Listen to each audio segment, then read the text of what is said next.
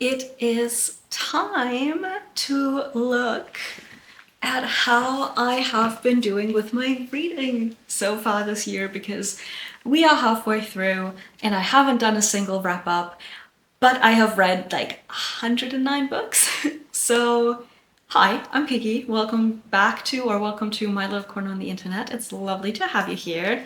And as I have just mentioned, I thought I would do a little bit of a half-year wrap-up video because I haven't done a single thing on like how overall I'm doing with my reading and my reading challenges. And I mean, I've been doing a lot of videos like talking about the books I have been reading, which is great, so I don't really have to talk about most of them, but I thought I'd show like sort of my favorites and maybe even some that I really did not like. So let's honestly start with a couple of statistics. My sister made me this little blackboard, which I love, and it has my physical TBR on there, which is at 199. I managed to get it to under 200, and I am so proud of that. And the books I've read, like I said, is 109. Now, having read 109 books means that I am 73% through my reading goal for the year of 150 books. I really didn't think I would be like ahead by so much, but it's currently telling me I'm ahead by 33 books. Could probably be even more ahead, but I've rediscovered fan fiction. So if you have any recommendations, let me know. Should I concentrate on my physical TBR? Yes. Will I? No. But I also have a pages goal for 2025, which is 40,000 pages, and I'm actually 88% through that, and that means I have read 35,163 pages, which is ridiculous to me. And then I have already gone above the hours goal that I've set for myself, because I know that I listen to a lot of audiobooks, so I was like, I want to listen to at least 100 hours of pure audiobooks. I'm at almost 150, so doing great on that front. I have also, out of the 109 books that I've read 74 physical books, 18 audiobooks, and 17 ebooks, but the number that was honestly the most surprising to me was the fact that I have already DNF'd 27 books so far this year, which is, I think, about the number, if not more, than what I DNF'd the whole of 2024, which I'm really proud of because I've had trouble with DNFing books. It always makes, like, it made me feel very anxious and sad, but I have come to learn that it is better to DNF a book than to force myself through it and absolutely hate reading. So the word, honestly, when I do end up falling into a reading slump, it's either because I have been reading too much, or it's because I have read a couple of books that were really, really bad. And we don't want that. That being said, in the beginning of the year, I know that I had an average rating of over 4. Granted, I reread a lot the first 2-3 months, so it was mostly books I knew would be over 4, very close to 5 stars, if not 5-star reads. But now my average rating is at 3.88 stars, which I'm still quite happy with. I was trying to maybe have ratings, like an average rating of above 4 throughout the year, but honestly, I don't think that's really feasible because 3 stars is still a really good book. It just wasn't one of my favorites, and that's fine. I've read quite a few really good books that haven't quite made the 4-star mark, and that's 100% okay. Now, I said that I do have a couple of reading challenges I'm doing, apart from just the numbers one.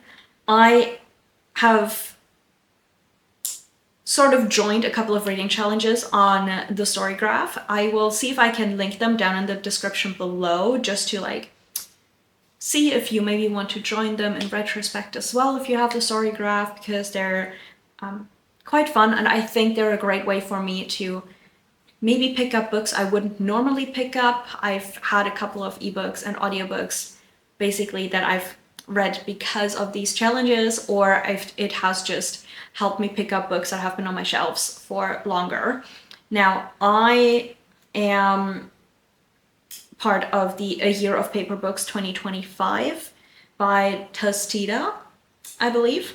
And I'm 50% through because this is basically just to make you read one book, at least one book, from your TBR every month, like from your physical TBR. So I've completed 6 prompts, which is amazing. And I've also completed all of the bonus prompts because there are like a couple, I think.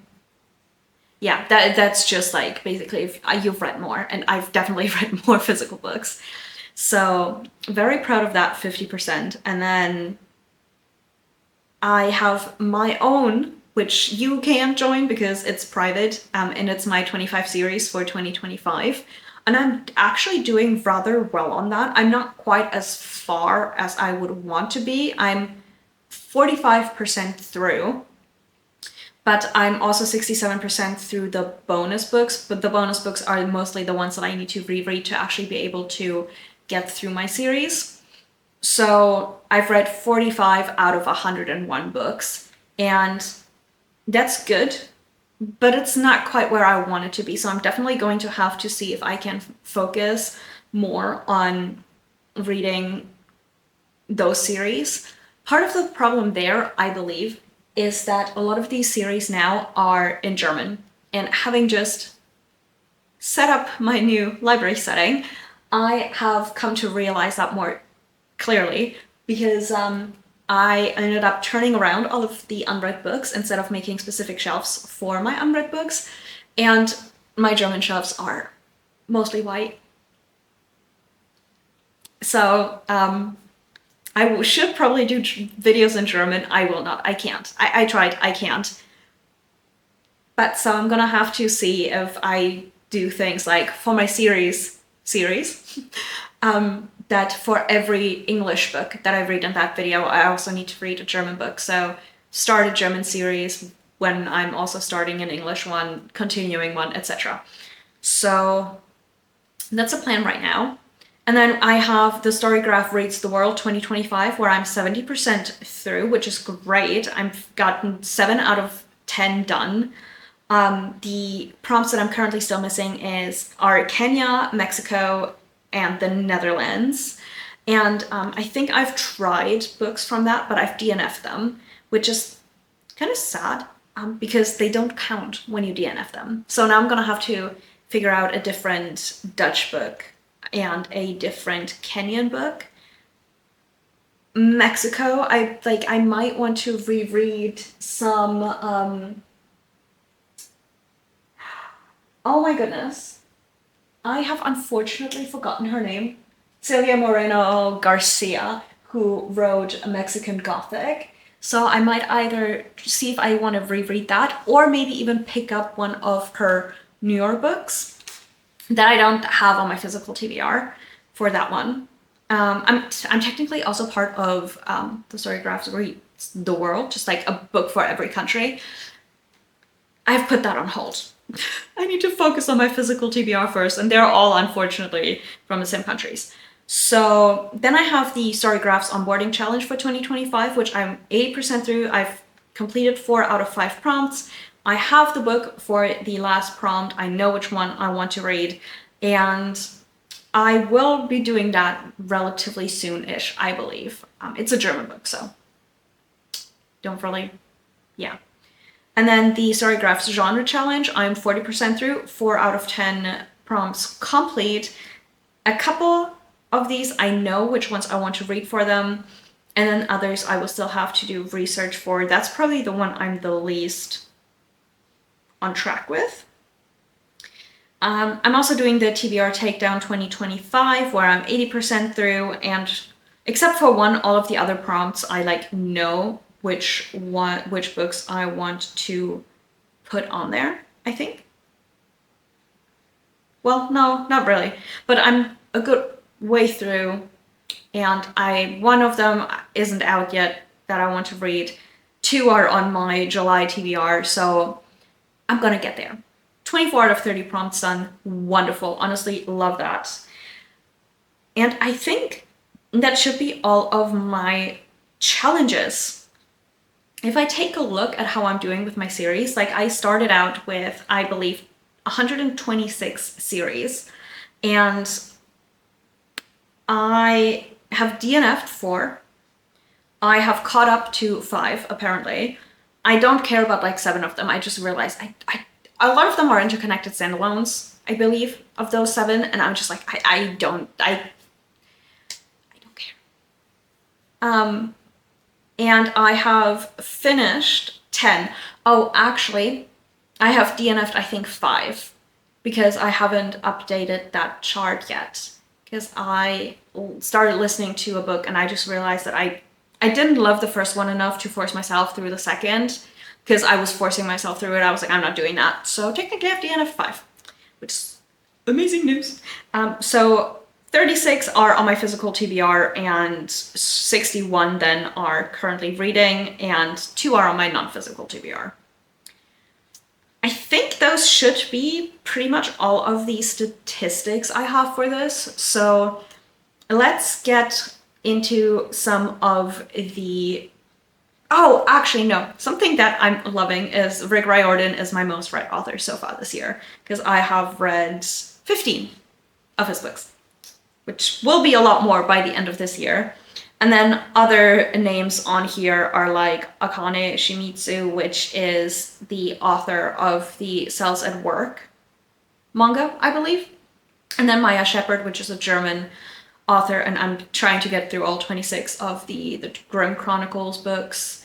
So Deborah Harkness, B.B. Alston, Sue Linton, Helen Scott, Spoon, and Plutus, which are authors of manhwa, and Kit Toussaint, because that was a comic that I read.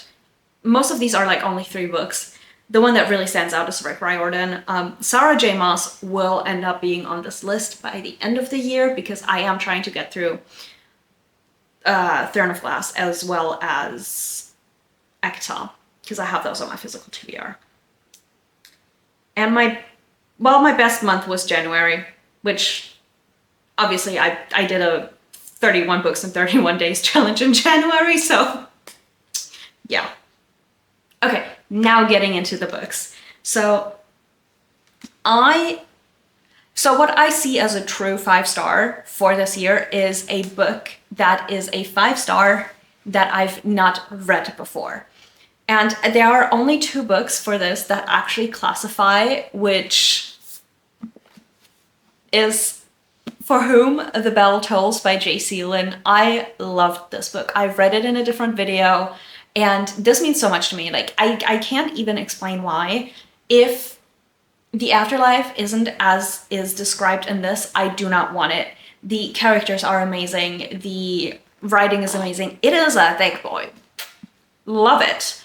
But like, it's just, I felt so many emotions while reading this. I can honestly only recommend it, especially if you have sort of seen Hell's Bells on TikTok and you enjoyed it.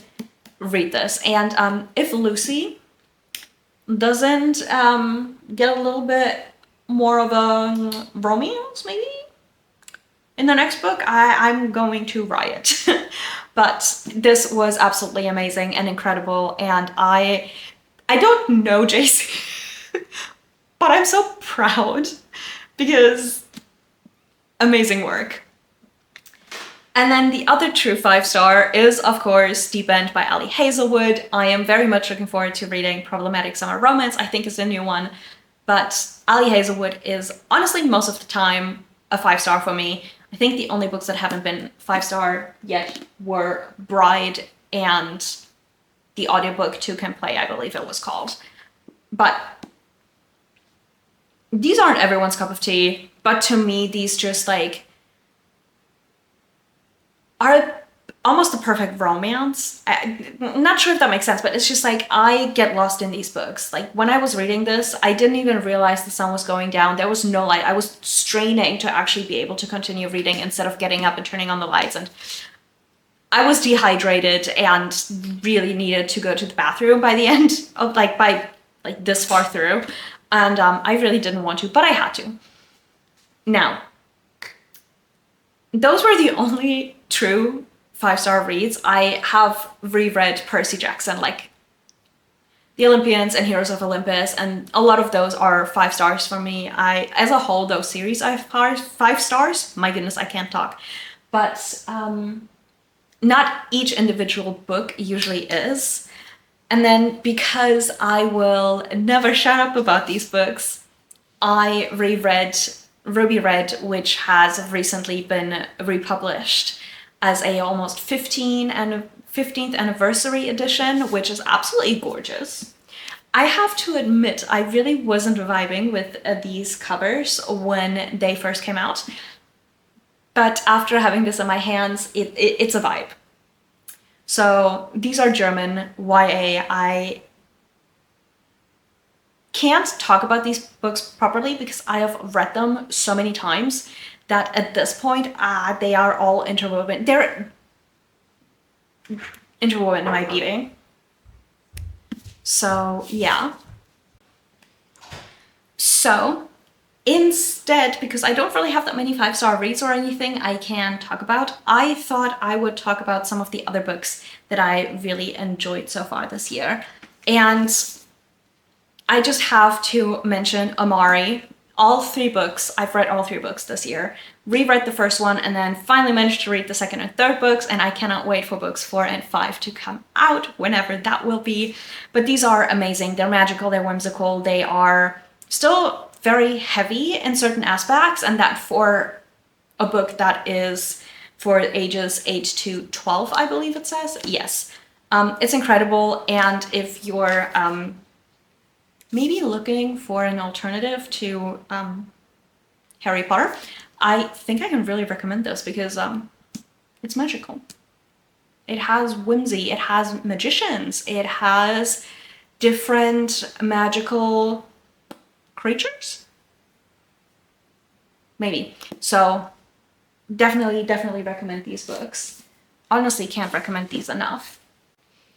Okay, so truth be told, I was interrupted and it's like 3-ish hours later. I have no idea where I left off. I think it was with Maya and The Rising Dark, which was a reread. And I am really excited to continue reading this. This is also like Amari, just a beautiful middle grade story that involves magic and finding who you are and your worth and just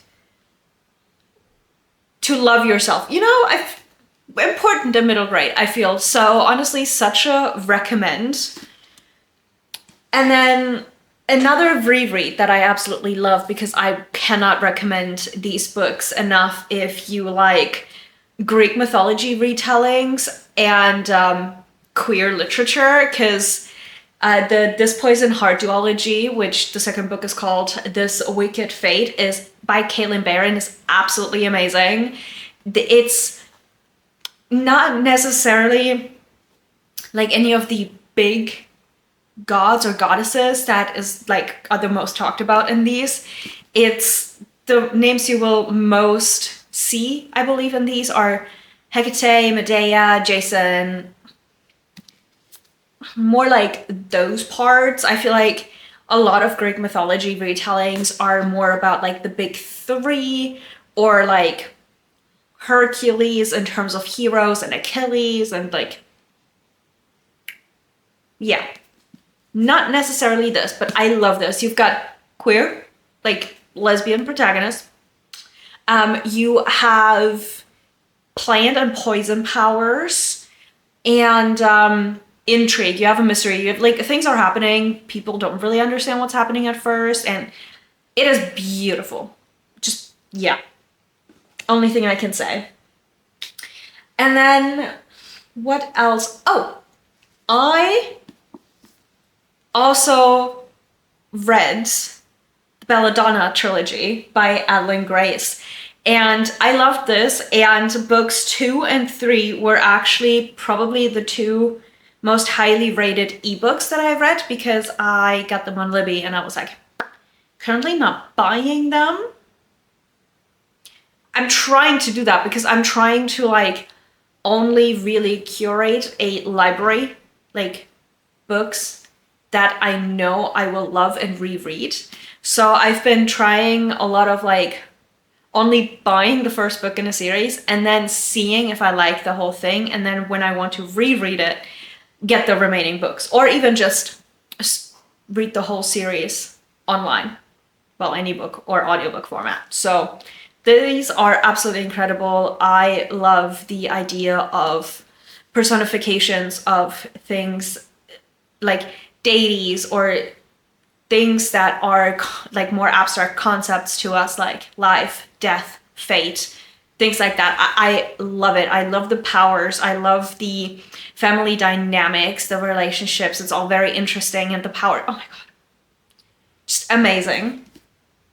And then I feel like everyone knows about these books, the Powerless trilogy. So I finally started reading this by Lauren Roberts, and I read Powerless and Powerful, and I can see the parallels. I'm not going to go into that discussion. No, but it was quite enjoyable. I am intrigued and interested to see how this continues. I will be picking up Reckless soon, and my holds for Fearless, I believe, is the last book. Just came in as well, so I will be probably reading the whole trilogy, or the remainder of the trilogy, in July, or sometime soon at least. And I'm really excited to finally read another book I found on TikTok. So, yeah, I mean, like I said, I read 109 books. It's like, there are so many things I could be talking about, but it's just, I don't know. I'm trying to, oh, right. Another ebook I read that I really enjoyed was Song of the Six Realms by Judy I. Lin. Do not ask me to tell you what it is about. I don't think I would do it justice. So, yeah, but I really enjoyed this. I also really liked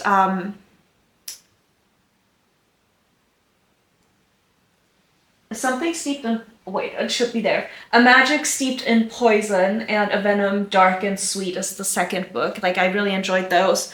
Also, those covers are just gorgeous. So, oh my God, another book I read was Ice Planet Barbarians by Ruby Dixon. Because I wanted to know what the hype was about, right? And I think I can see it. I give it 3 stars because it was just like it was a read. But I do think I will be continuing with that series soon-ish. I've put my Kindle Unlimited subscription on hold because I just wasn't really reading on my Kindle. It's like, why should I be paying for this, right? So we'll see. Maybe when I get that back, I will get back into it and see what I think. And then in terms of audiobooks, I listened to Wings of Starlight by Alison Saft, which was the Queen Clarion and Lord Mallory story from like the Tinkerbell movies. And I've always loved their like the little bits and pieces we got from the movie. But I also always loved Queen Clarion, and it was so interesting to see like how she became who we know her as. Like, that was fantastic. I say fantastic, I gave it 3.75 stars. And like I said, I listened to Two Can Play. I gave that 4.25 stars. It's an Ellie Hazelwood. It was obviously quite a bit shorter. I really enjoyed the gaming aspect of it, especially because I have been playing a couple of games recently. I say a couple, I play like 2 games. Well, 3. I just finished up like playing Portal 2 with a friend of mine. I'm not doing the like single player mode. It's can't be bothered. But yeah.